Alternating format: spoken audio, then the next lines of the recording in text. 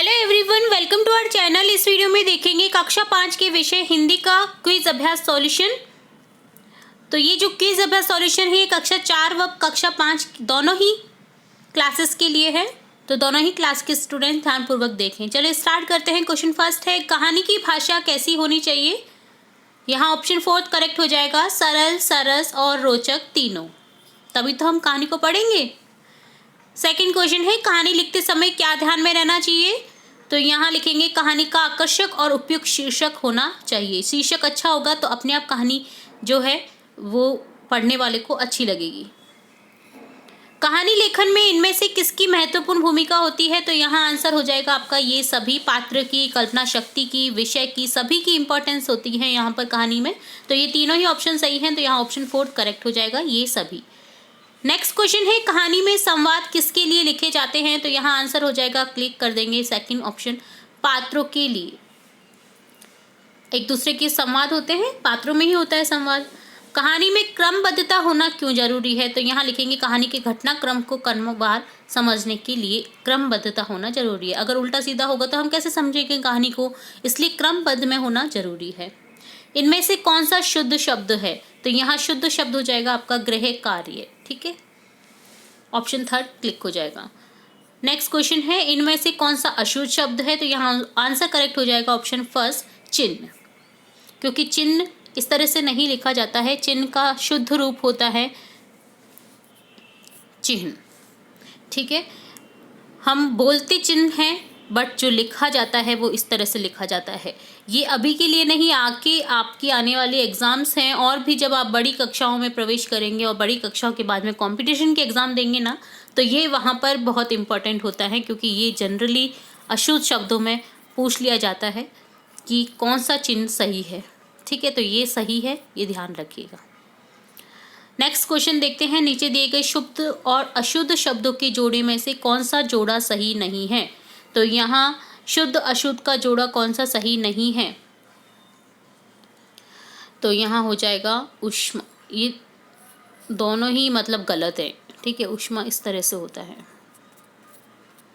ठीक है। तो शुद्ध भी नहीं है ना अशुद्ध है, ठीक है, दोनों ही गलत ही है। अशुद्ध दोनों ही अशुद्ध हैं, ठीक है, इसलिए जोड़ा गलत है। चलिए नेक्स्ट देखेंगे, हमारे देश में रिक्त स्थान को देवता के समान माना गया है।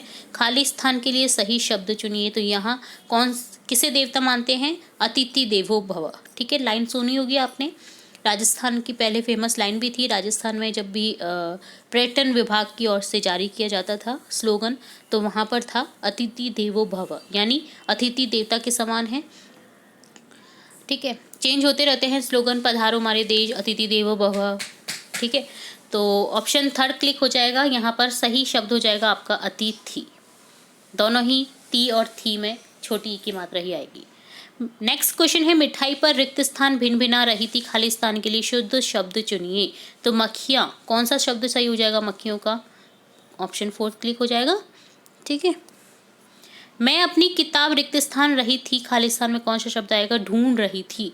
तो यहाँ ढूंढ जो है, डैक के नीचे बिंदी, डैक के नीचे बड़े उ की मात्रा, चंद्र बिंदु, ये सभी चीज़ें इंपॉर्टेंस हैं। तो यहाँ पर कौन सा शब्द ऐसा दिख रहा है, ऑप्शन 3 क्लिक हो जाएगा, ठीक है। आगे बढ़ने के लिए हमें बड़ों का क्या चाहिए, आशीर्वाद चाहिए। आशीर्वाद भी बहुत इंपॉर्टेंट शब्द है, ये भी बहुत बार आता है, ठीक है। तो अगर आपकी नींव जो है वो मजबूत होगी तो आप आगे वाली जो आपकी आने वाली क्लासेस हैं उनमें भी इन शब्दों को देखेंगे तो आपको क्लिक हो जाएगा, अरे हाँ हमने पढ़ा था पहले भी ये, ठीक है। तो आपको ध्यान रखना है, आशीर्वाद में शी में बड़ी की मात्रा आती है, और जो रे बोलते हैं ना हम, वो आशीर्वाद होता है। तो जो रे बोलते हैं वो अगला जो वर्ण होता है उसके ऊपर लगता है, ये ध्यान रखने वाली बात होती है। तो यहाँ वे के ऊपर लग जाएगा तो आशीर्वाद हो जाएगा, तो अरे करेक्ट आपका शब्द हो जाएगा ये वाला, ठीक है, ऑप्शन 2। इस तरह से कंप्लीट होता है आपका हिंदी का क्विज अभ्यास सॉल्यूशन। तो दोनों ही कक्षा के लिए था ये, और बहुत इंपॉर्टेंट क्विज अभ्यास सॉल्यूशन था, क्योंकि इसमें आपने शुद्ध अशुद्ध शब्द भी ऐसे कुछ पढ़े हैं जिनको आप आने वाली एग्जाम्स में या फिर अपने आने वाली क्लासेस जो आप आगे पढ़ोगे क्लासेस में, और भी बड़ी क्लासेस में पढ़ोगे, तो वहाँ के लिए भी इम्पॉर्टेंट है। तो इस तरह से आपका कंप्लीट होता है आपका आज का क्विज अभ्यास सॉल्यूशन। इसी तरह हम आपकी कक्षा से रिलेटेड और भी इंपॉर्टेंट वीडियोस देखते रहेंगे, तो जुड़े रहिए हमारे चैनल के साथ। वीडियो को पूरा देखने के लिए धन्यवाद।